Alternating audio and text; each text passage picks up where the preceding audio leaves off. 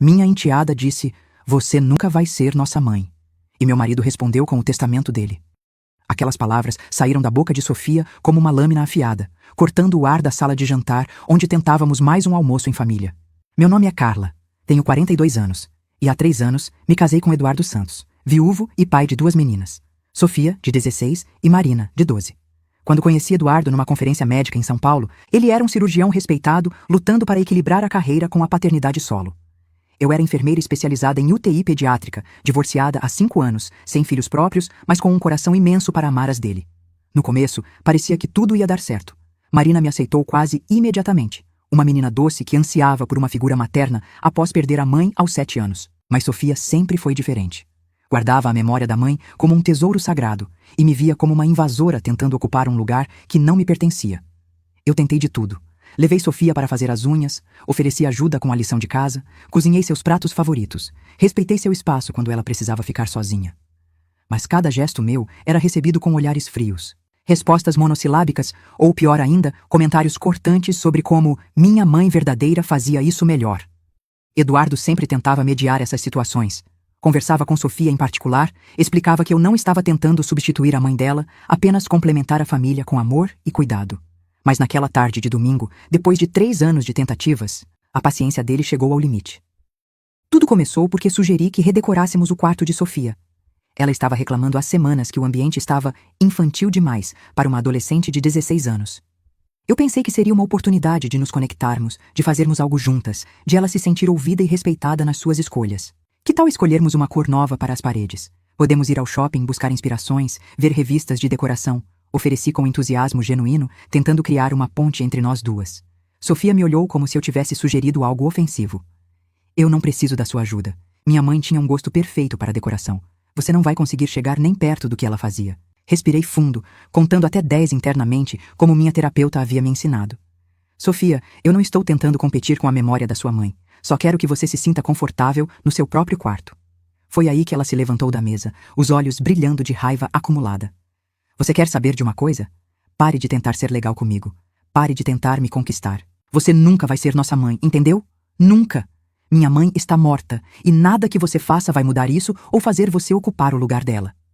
O silêncio que se seguiu foi ensurdecedor. Marina abaixou a cabeça, constrangida.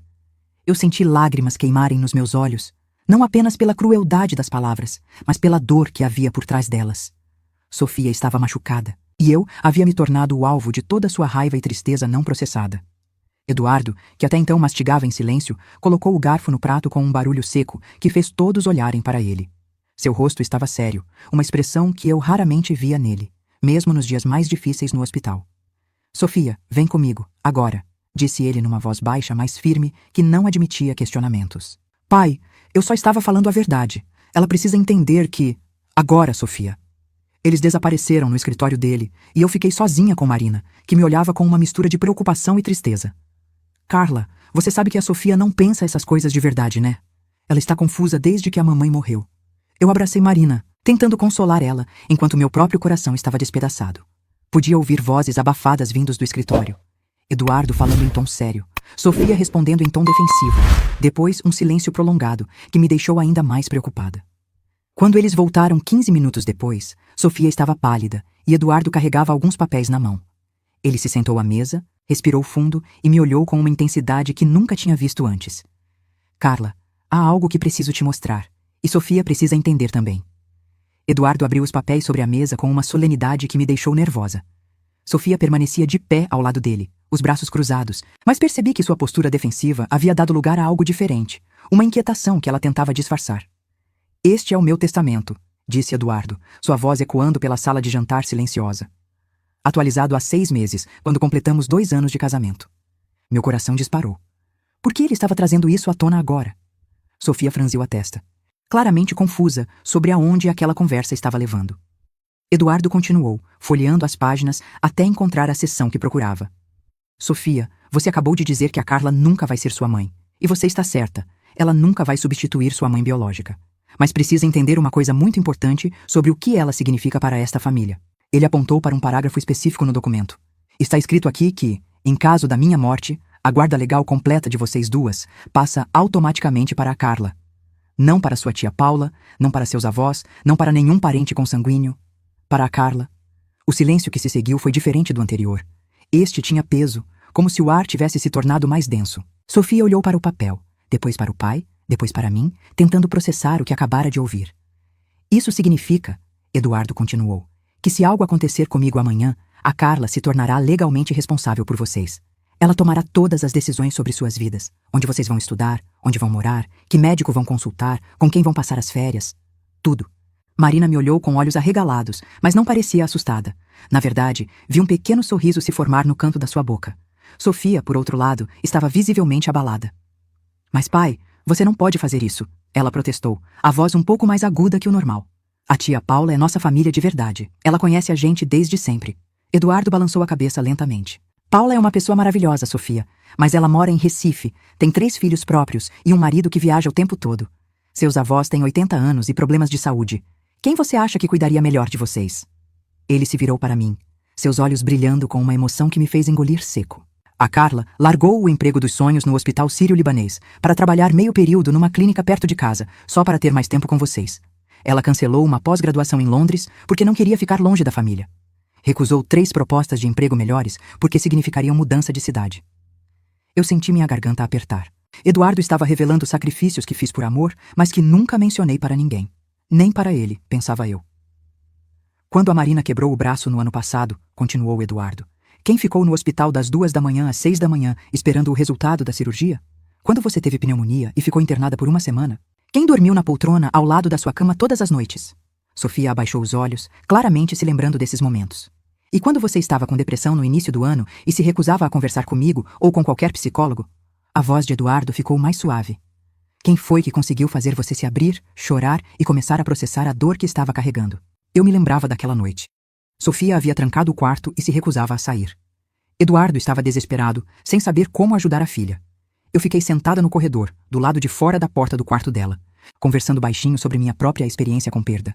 Como perdi minha mãe aos 20 anos, e como a dor parecia insuportável até eu aprender que era possível honrar a memória de quem amamos sem rejeitar o amor que ainda estava disponível. Depois de 2 horas, Sofia abriu a porta.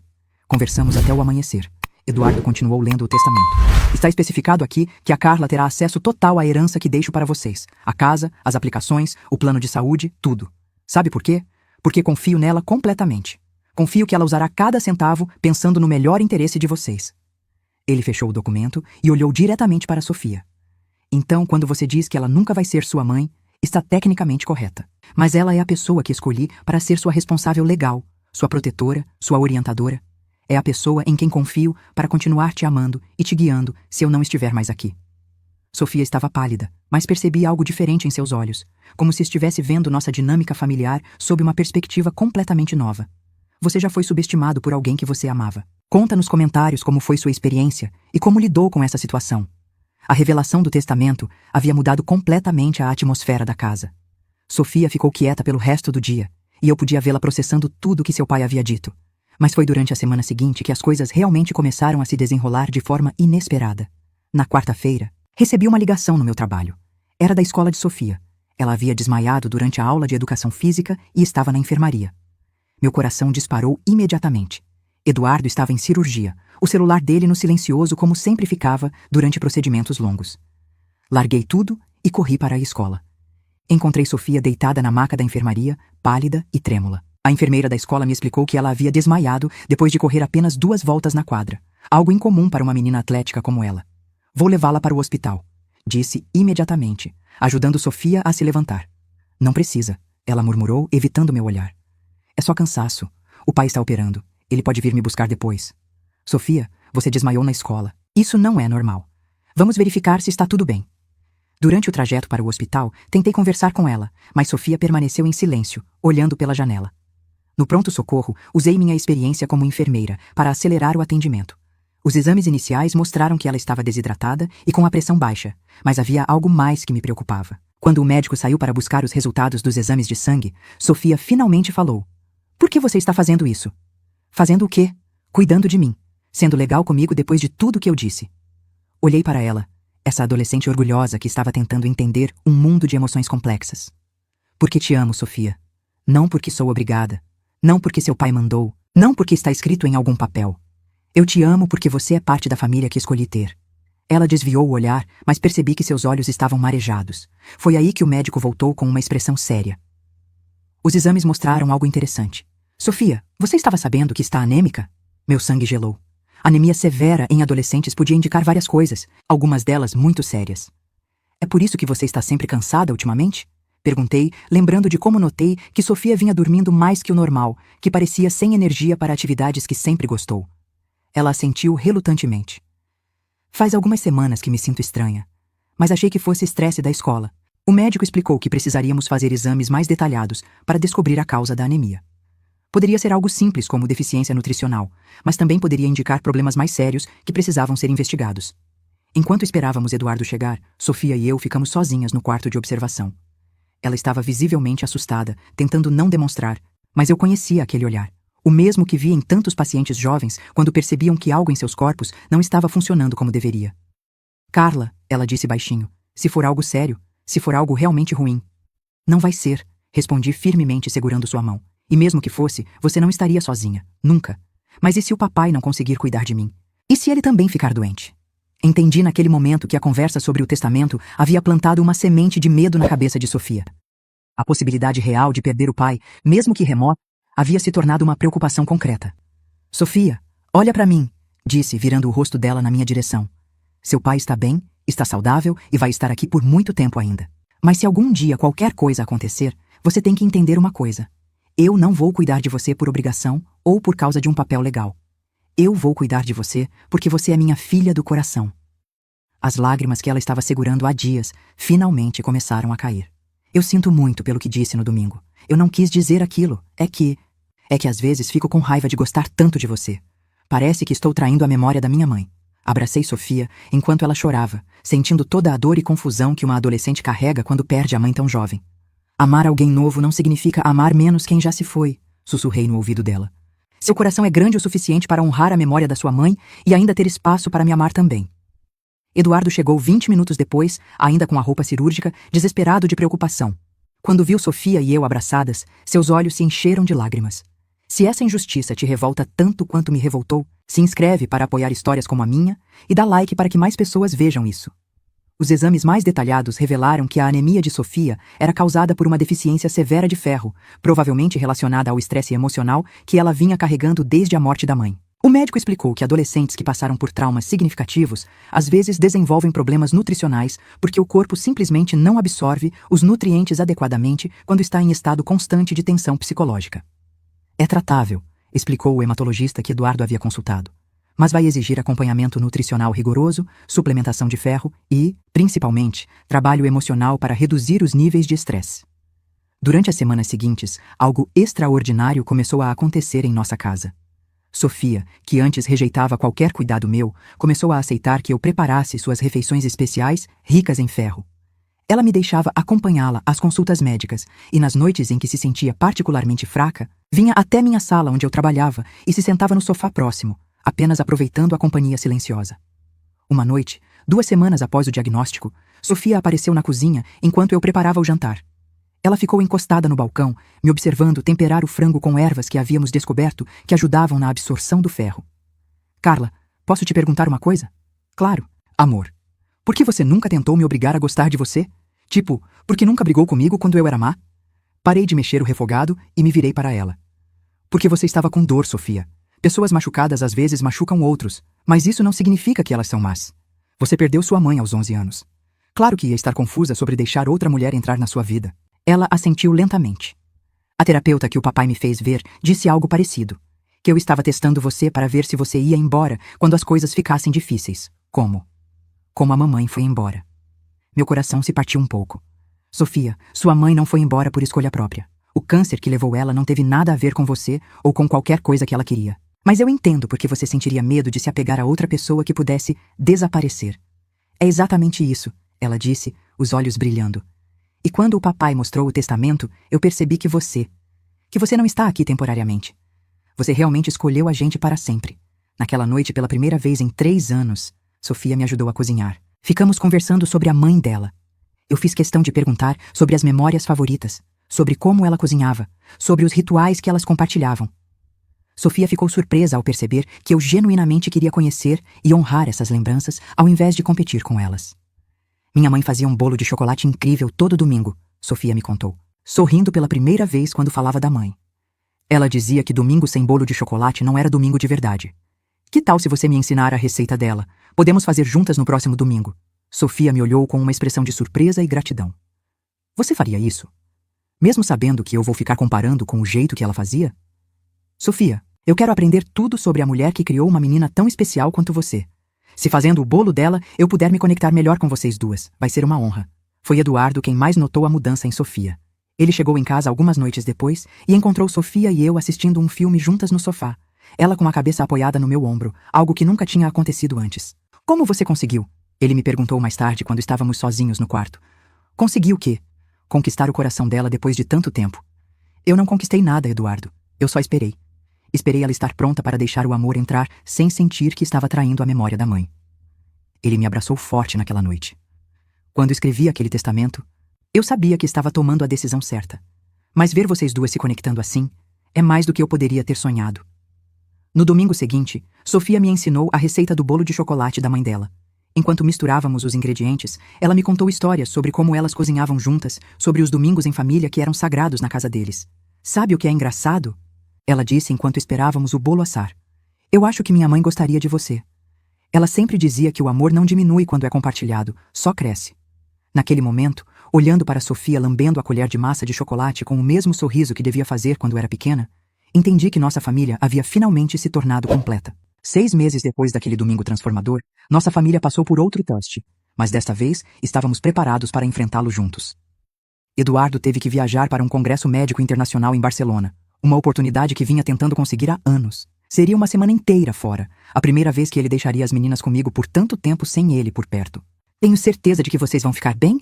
Perguntou pela terceira vez, enquanto fazia a mala. Papai, para de se preocupar, disse Sofia, rolando os olhos de forma carinhosa. A Carla praticamente já cuida da gente mesmo quando você está aqui. Eu sorri, percebendo como Sofia havia mudado sua perspectiva sobre minha presença na família. O que antes era visto como invasão, agora era reconhecido como cuidado. Durante a semana em que Eduardo esteve fora, algo mágico aconteceu. Sofia e Marina me trataram não como uma substituta temporária do pai, mas como a verdadeira matriarca da família. Sofia me consultou sobre uma decisão importante da escola, se deveria ou não concorrer à presidência do Grêmio Estudantil. Marina me procurou quando teve uma briga com a melhor amiga e precisava de conselhos sobre amizade. Mas o momento mais significativo aconteceu na quarta-feira à noite. Sofia estava ajudando Marina com um projeto da escola sobre árvore genealógica quando ouvi Marina perguntando: mas como vou explicar sobre a Carla? Ela não é nossa mãe, mas também não é só a esposa do papai. Fiquei na cozinha, fingindo que não estava ouvindo, mas meu coração estava acelerado. Como elas definiriam meu lugar na família? É simples, respondeu Sofia com uma naturalidade que me surpreendeu. A Carla é nossa mãe do coração. Ela escolheu amar a gente, e a gente escolheu amar ela de volta. Isso é família de verdade. Posso escrever isso no projeto? Claro que pode. Na verdade, vou te ajudar. Vamos fazer a árvore mais bonita da turma. Naquela noite, depois que as meninas foram dormir, liguei para Eduardo em Barcelona. Contei sobre a conversa que havia escutado e pude ouvir a emoção na voz dele através do telefone. Carla, você sabe que tomei a decisão certa naquele dia, não sabe? Quando mostrei o testamento para Sofia? Na verdade, Eduardo, preciso te contar algo que nunca disse. O que é? Naquele domingo, quando Sofia disse que eu nunca seria mãe delas, uma parte de mim ficou arrasada. Por quê? Porque eu já me sentia mãe delas há muito tempo. Não queria substituir a mãe que elas perderam, mas queria ser reconhecida pelo amor que estava oferecendo. Eduardo ficou em silêncio por um momento. E agora? Como você se sente? Agora entendo que não precisava da validação de ninguém. O amor que sinto por elas é real, independente de como elas me chamam ou de como me veem. Mas é maravilhoso saber que esse amor finalmente é correspondido. Quando Eduardo voltou da viagem, encontrou uma casa completamente harmoniosa. Sofia havia preparado um jantar de boas-vindas, incluindo o famoso bolo de chocolate da mãe, que agora se tornou uma tradição nossa. Marina havia feito um cartaz escrito: "Bem-vindo, papai", decorado com fotos de nossa família. Como foi a semana? Perguntou Eduardo durante o jantar. Foi perfeita, disse Marina imediatamente. A Carla deixou a gente fazer pipoca e assistir filme até tarde na sexta. E ela me ajudou a estudar para a prova de matemática, acrescentou Sofia. Descobri que ela é melhor professora que o professor da escola. Eduardo me olhou com um sorriso orgulhoso. E você, Carla? Como se sentiu sendo a única responsável? Me senti em casa, respondi honestamente. Me senti exatamente onde deveria estar. Mais tarde naquela noite, Sofia veio até meu quarto com algo nas mãos. Carla, eu fiz uma coisa para você enquanto o papai estava viajando. Era um porta-retrato artesanal, decorado com flores de papel e glitter. Dentro, havia uma foto nossa três, eu, Sofia e Marina, tirada no domingo que fizemos o bolo juntas pela primeira vez. No vidro do porta-retrato, Sofia havia colado uma etiqueta com as palavras: para a melhor mãe do coração do mundo. Sofia, comecei, com a voz embargada. Eu quero que você saiba que quando eu disser minha mãe daqui para frente, vou estar falando de duas pessoas. Da minha mãe que está no céu e da minha mãe que está aqui comigo todos os dias. As duas são importantes, as duas são reais. Naquela noite, perceberam que o testamento de Eduardo havia sido apenas um papel legal. O verdadeiro testamento do amor estava sendo escrito a cada dia, a cada gesto de carinho, a cada momento em que escolhíamos ser família não por obrigação, mas por amor verdadeiro. Hoje, 2 anos depois, quando alguém pergunta para Sofia sobre sua família, ela responde sem hesitar: tenho um pai maravilhoso, uma irmã incrível, uma mãe no céu que me ensinou a amar e uma mãe na terra que me ensina a crescer. Sou a menina mais sortuda do mundo. Se você acredita que todos merecem dignidade e respeito como eu merecia, se inscreve no canal e compartilha essa história para que mais pessoas entendam que família é quem escolhe ficar, não apenas quem divide o mesmo sangue.